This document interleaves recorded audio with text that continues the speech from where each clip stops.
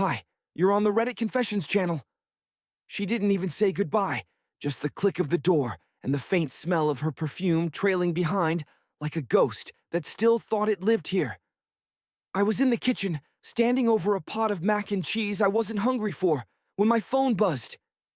Friend needed company. Be home soon. No name, no details. Just that. I didn't blink, didn't breathe. I just tapped out 5 words that didn't need punctuation. Sure, say hi to Chris. And then I set my phone down. Not because I was okay, but because I was tired of pretending I didn't already know. The thing is, I'm not dramatic. I don't slam doors. I don't break dishes. I don't write Reddit posts unless something inside me is already splintered. My name's Marvin, and I'm not what you'd call bold. I organize our spice rack alphabetically. I wear socks to bed. I said, "I love you" first, and waited 3 days for her to say it back. But even I knew Chris wasn't just a name. He was the name. The one that sat too long in her stories. The one she barely mentioned but smiled after. The one I found saved under Carla books in her phone months ago. She thought I didn't notice. And I didn't. Not really. Not until she stopped asking if I wanted anything when she made coffee. Not until she started getting home later and laughing in the shower like someone had texted something just for her. I thought maybe it was just my insecurity. Maybe I was being clingy again. Maybe she really was helping a friend. But the moment I typed his name and saw the read receipt, my stomach twisted. I didn't hear back. What I did hear was silence. And then a call. Then another. And another. 12 missed calls. 0 voicemails. The kind of panic that doesn't come from being late, but from being caught. I didn't answer. I just sat on the couch, gripping a pillow like it owed me answers. At 9:14 p.m., the doorknob rattled. Then it turned slowly. Like guilt had taken the wheel.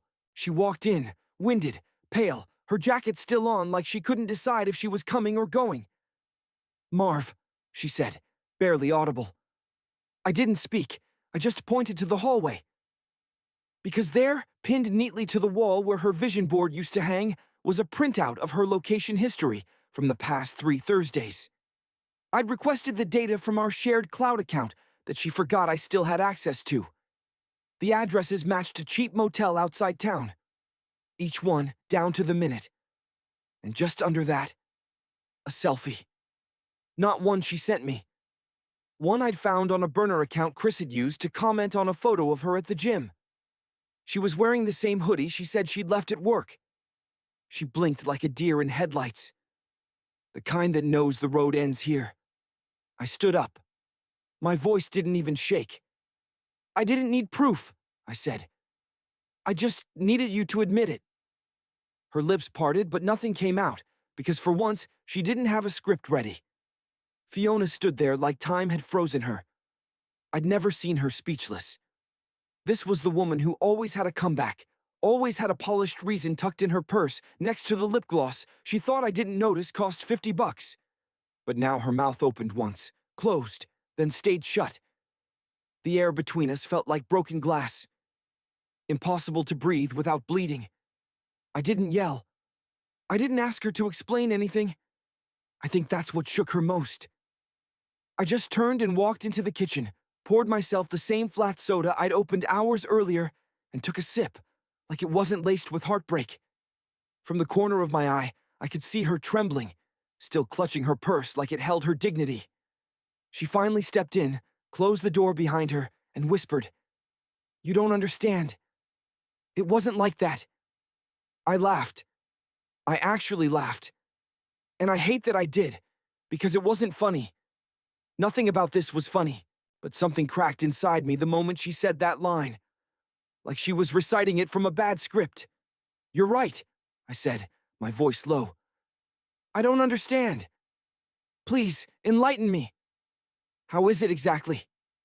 She stepped forward, her heels making that sharp sound on the hardwood I used to love. Now it just made me nauseous. "I went to see Haley, but Chris was there too." I raised a hand.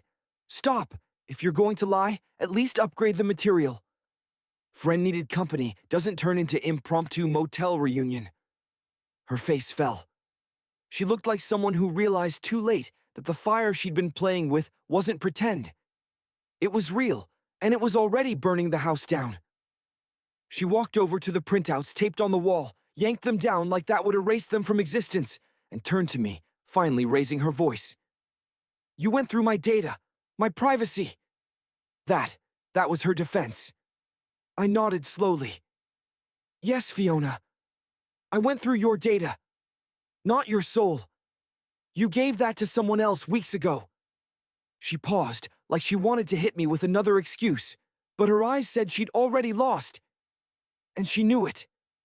I walked past her, down the hallway into our bedroom. No, my bedroom now. And grabbed the small overnight bag I'd packed 2 days ago. I don't know why I packed it. Something in me just knew. I zipped it shut, calm, almost mechanical. She followed me, standing at the doorway like a lost child. "You're leaving?" I didn't even look at her. "No, Fiona. I left the moment I sent that text. This is just me catching up." She broke. I mean, really broke. Tears, gasps, the whole messy show. She fell to her knees right there on the bedroom floor. Maybe for the first time, she realized I wasn't bluffing. That the quiet husband she always assumed would tolerate anything wasn't playing along anymore. I stepped past her, grabbed my keys, and paused at the door. "You know what the worst part is?" I said. "I was starting to believe you again. Stupid, right?" I stared at my phone, scrolling through photos. Our wedding day. That blurry one from our first camping trip, the one where we burned the marshmallows but still smiled. And then the one I almost deleted, her on the porch with her hand on my shoulder, but her eyes looking at something off camera. I zoomed in. Her eyes were glowing. Not from me. Probably not even from the moment. Just from whatever secret made her feel powerful enough to think I'd always stay. I didn't cry. I thought I might. But I was past that now. I wasn't interested in being the broken husband who begged for explanations. I wasn't going to scream into the void or smash picture frames. I'd been quiet too long.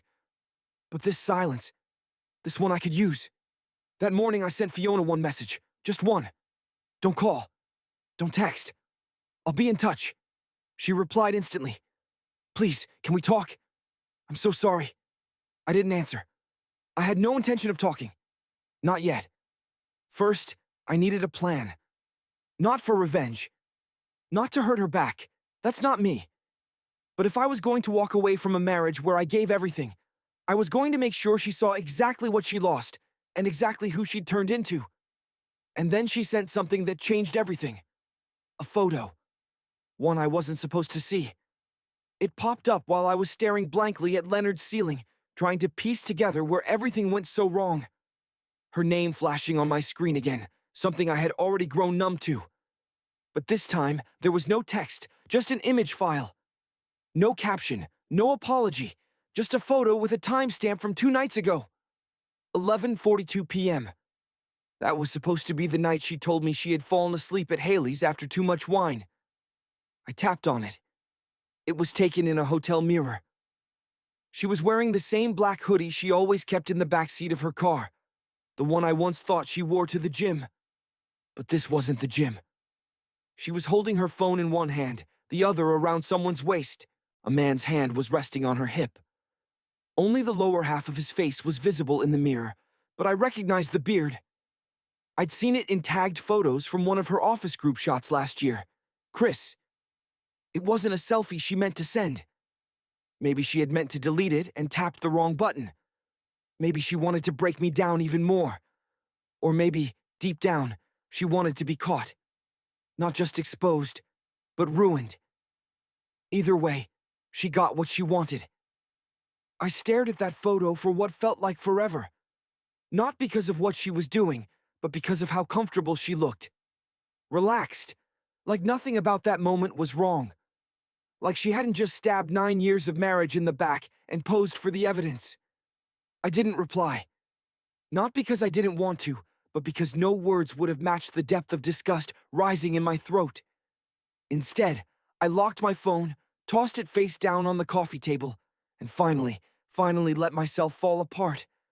Not loudly, not dramatically, just quietly, the way I always did everything.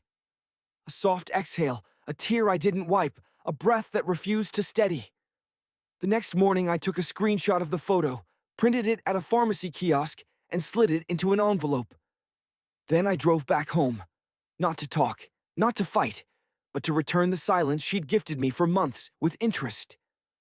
I left the envelope on the kitchen counter, right next to her half-finished cup of almond milk latte, the one she always reheated instead of drinking fresh.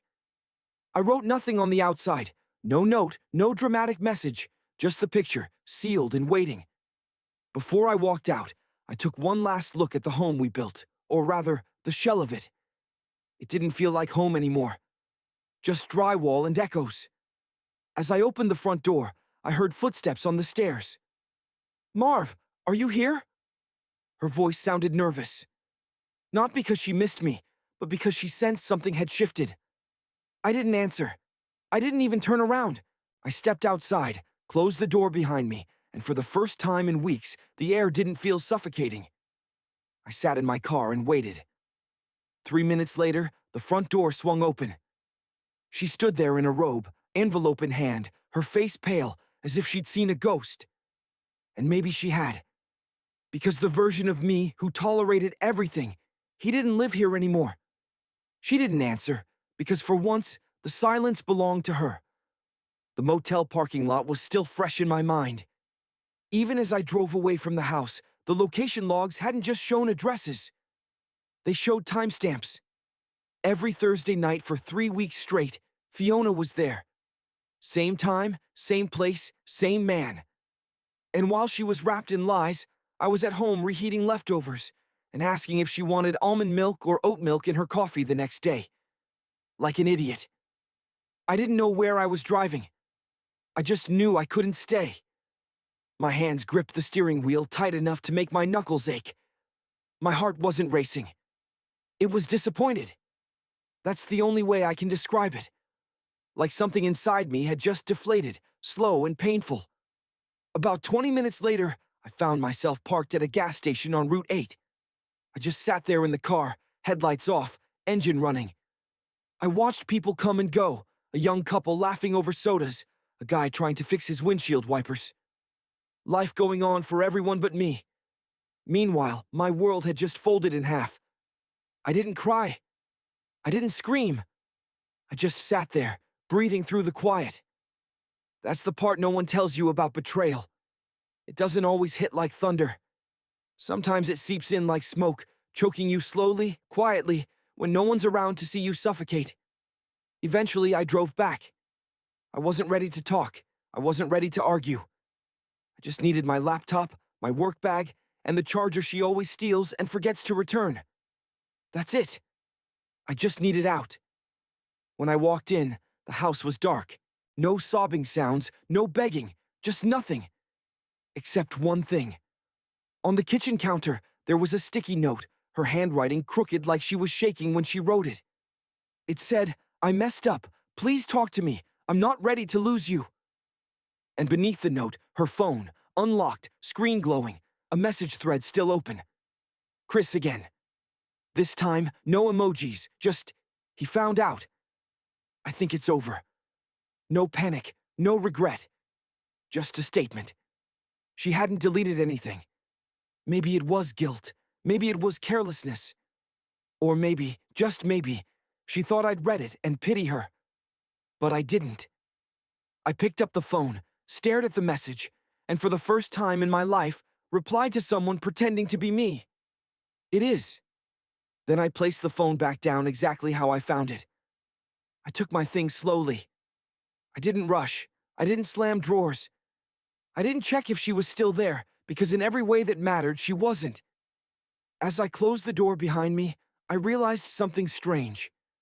I wasn't broken. I wasn't shattered. I was just empty. And for now, that felt like enough. I didn't go to a hotel that night. I drove to my cousin Leonard's place, the one guy who never asked questions, only opens doors. He handed me a blanket, pointed to the couch, and left a cold bottle of root beer on the coffee table. That was his way of saying, "I've got you. No lectures, no judgment, just space." The couch wasn't comfortable, but I didn't need comfort. I needed distance. Space to think, or maybe space not to think. But my mind refused to cooperate. I lay there with my eyes open for hours, staring at the ceiling fan, spinning slow, creaky circles above me. Every time it turned, I imagined Fiona's voice saying, "It's not what you think." But it was. And worse, around 3 a.m., my phone lit up again. I'd muted her earlier, but this one came from an unknown number. I hesitated, then opened it. Heard what happened. "You okay?" No name, just that. My heart pounded. I replied cautiously, "Who is this?" 2 dots appeared, then disappeared, then reappeared. "It's Macy. I work with Fiona. I shouldn't be texting you, but I thought you deserved to know everything." I sat upright. Macy. I'd met her maybe twice. She seemed nice, quiet. Fiona once called her a little too nosy. I guess now I understood why. I replied again. "Know what exactly?" This time she sent a voice memo. I hesitated, then pressed play. Her voice came through shaky. "She's been seeing Chris for months. Everyone at work knows. They didn't even try to hide it anymore. She said she'd tell you eventually, but she joked that you'd never leave, that you'd forgive anything. I'm sorry, Marv. I know this is awful, but I just couldn't stay quiet anymore." I replayed it 3 times. Each time her words hit harder. She joked I'd never leave, like I was a joke, like my loyalty was a punchline to her late-night comedy set. Suddenly, the hurt turned into something else. Not rage, but resolve. I stayed away longer than planned. What was supposed to be a night on Leonard's couch turned into 3.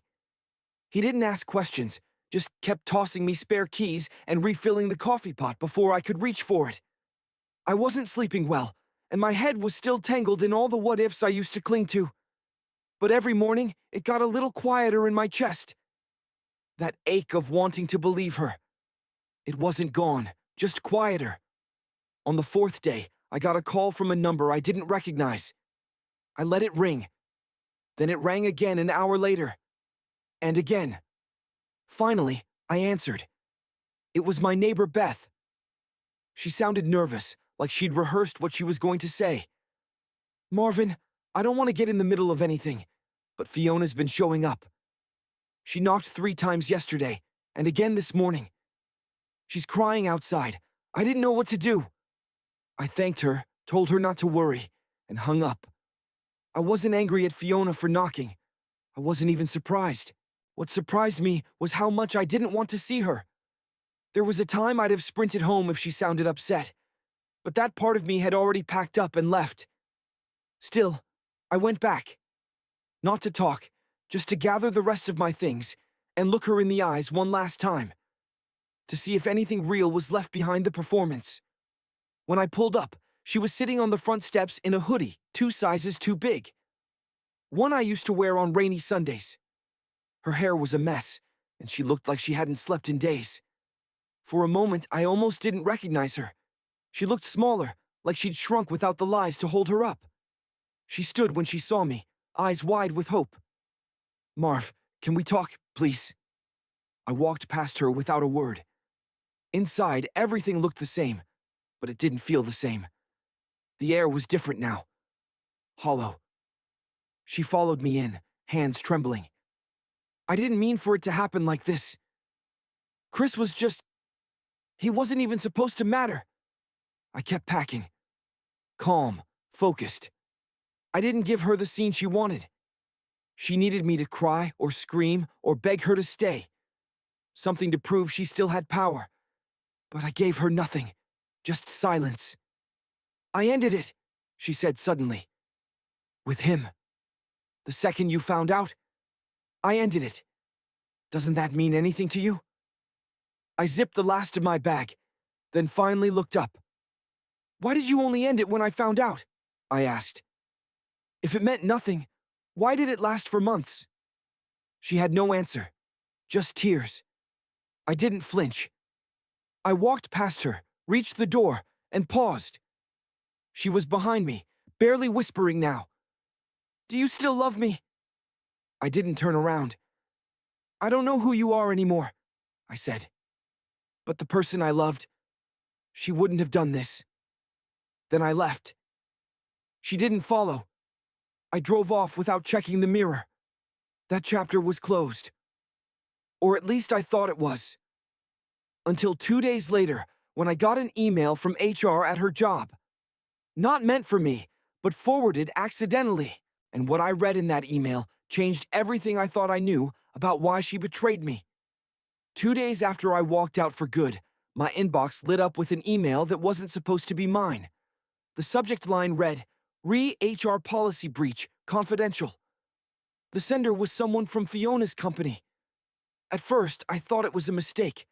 I wasn't on any chain with her job, and we didn't share professional contacts. But then I saw the message had been forwarded by accident from her personal email, which I was still connected to through a shared folder we'd used to plan our anniversary trip last year. She'd never unlinked it. Curiosity beat hesitation. I opened it. The email was from the HR director to Fiona's manager. It detailed an internal complaint filed against Fiona and another employee. One line punched me in the gut. Several staff have reported inappropriate conduct between Fiona W. and Chris T., including displays of affection in common areas and misuse of company resources. So it wasn't just an affair. It wasn't just a mistake that bled out of control. It was a workplace scandal. She wasn't just betraying me behind closed doors.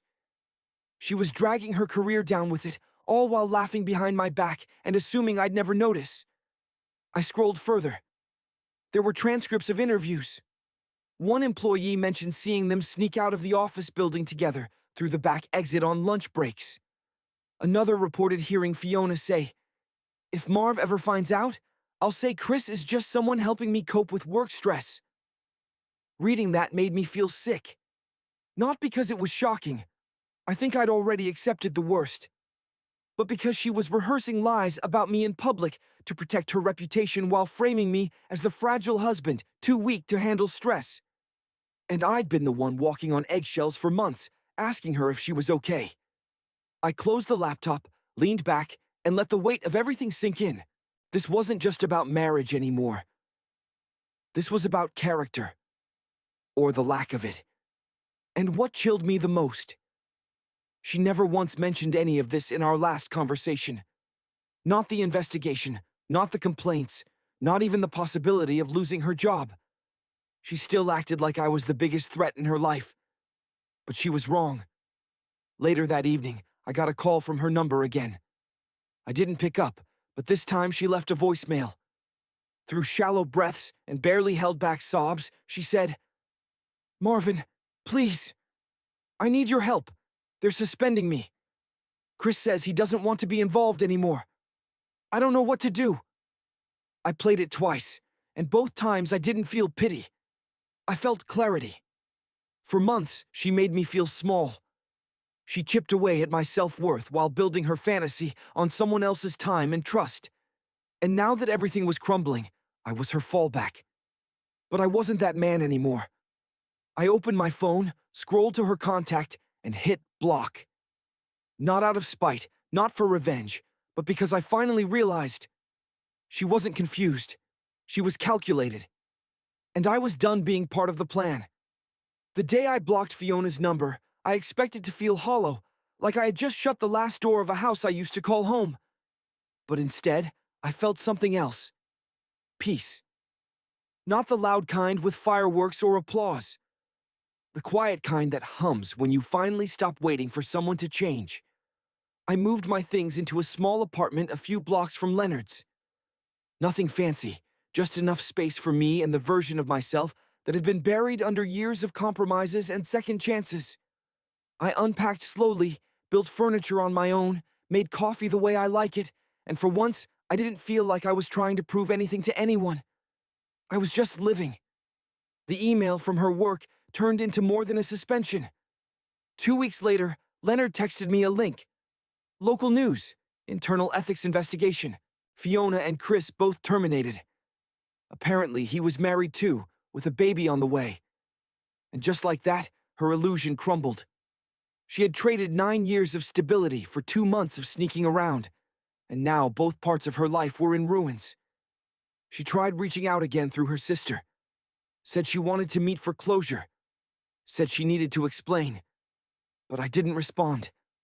I didn't need an explanation. I already had it. The moment she chose to protect the lie instead of the person who would have forgiven her. That was her choice. And now, this was mine. A few days ago, I ran into Beth, our neighbor. She gave me a small envelope Fiona had left with her, just in case. I almost didn't open it, but curiosity wins sometimes. Inside was a photo of us on our first vacation. Blurry, beachy, smiling. On the back, she'd written, "You were always better to me than I ever deserved." She was right. But I wasn't angry anymore. Now I'm rebuilding. I signed up for a weekend class on woodworking. I started jogging again. Even if I still hate mornings. I see my friends more. I talk to my mom without lying about how great things are. And I sleep. Really sleep, without checking my phone at 3 a.m., hoping she came home. So if you're listening and you've been that quiet one in the relationship, the one always forgiving, always shrinking yourself just to keep peace, I hope you remember, peace shouldn't cost you your dignity. And me, I'm not bitter. I'm grateful. Because sometimes, losing someone who never truly saw you is the best way to finally see yourself. Have you ever had a moment where you chose peace over pain like Marvin did? Share your story in the comments. We'd love to hear it. Thanks for watching Reddit Confessions. If this story hit close to home, hit like, subscribe, and stay tuned for more. Your truth matters.